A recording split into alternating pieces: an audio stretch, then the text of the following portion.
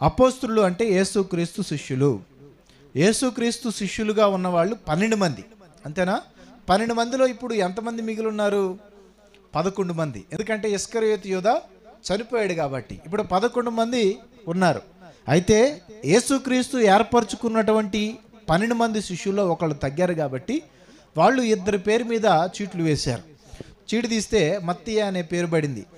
ఆ పేరును బట్టి మత్తీయను 12వ అపోస్తలుడిగా చేర్చుకున్నారు. ఇప్పుడు మొత్తం ఎంతమంది అపోస్తలు? 12 మంది అపోస్తలు. అయితే దేవుని సంఘాన్ని పాడు చేయడానికి కంకణం కట్టుకున్నటువంటి పౌలు అనే వ్యక్తికి యేసుక్రీస్తు ప్రభు కనిపించి, ఎప్పుడు మరణించి తిరిగి లేచిన తర్వాత సంగతి నేను చెప్తుంది.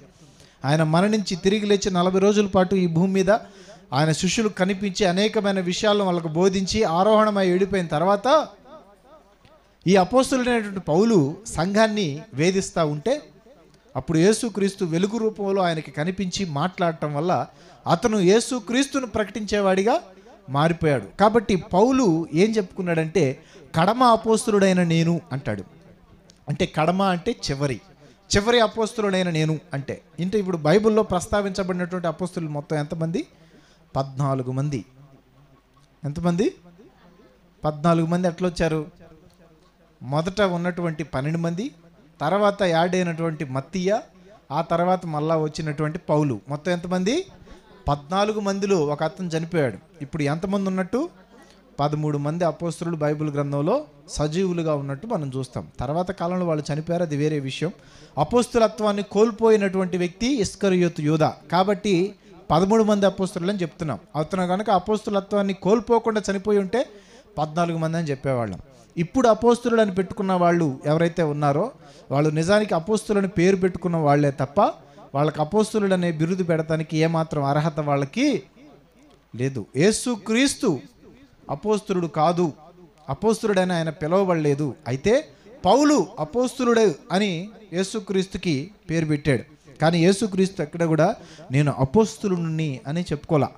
అపోస్తలులు అంటే ఏంటంటే దేవుని దగ్గర నుంచి సందేశాన్ని మనకు అందించేవాళ్ళు. హల్లెలూయా. దేవుని దగ్గర నుంచి మనకి సందేశాన్ని అందించేవాళ్ళు అపోస్తలులు. ఇదిగో ఈ బైబిల్ గ్రంథంలో ఉన్నటువంటి కొత్త నిబంధన మొత్తాన్ని మనకు అందించేశారు. ఇంకా మనకు అపోస్తలులు అవసరమా? అవసరం లేదా? అవసరం లేదు.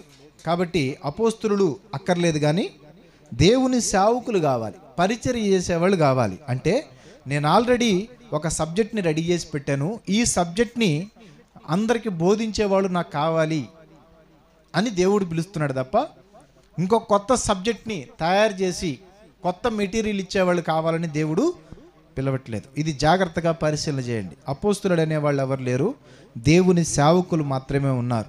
దేవుని సేవకులకి అపోస్తలుమని చెప్పుకునే వాళ్ళకి తేడాలు ఏంటంటే అపోస్తలుడు అనేవాళ్ళు కొత్త రూల్స్ తీసుకొస్తారు.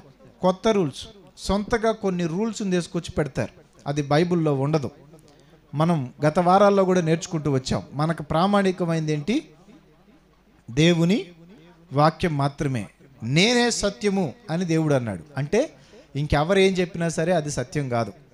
నేను చెప్పేది మాత్రమే సత్యం, నేను బోధించేది మాత్రమే సత్యం అని యేసుక్రీస్తు చెప్పాడు. కాబట్టి మనకు వాక్యంలో ఉంటేనే ప్రామాణికం, వాక్యంలో లేని ప్రామాణికం కాదు. కాబట్టి అపోస్తలులు అని కొత్త వాళ్ళు ఎవరైనా వచ్చి కొత్త విధానాలను బోధిస్తే వాళ్ళు శాపగ్రస్తులని వాక్యంలో స్పష్టంగా ఉంది. కాబట్టి అట్లాంటి వాళ్ళ సంగతి కొంచెం సేపు పక్కన పెడదాం.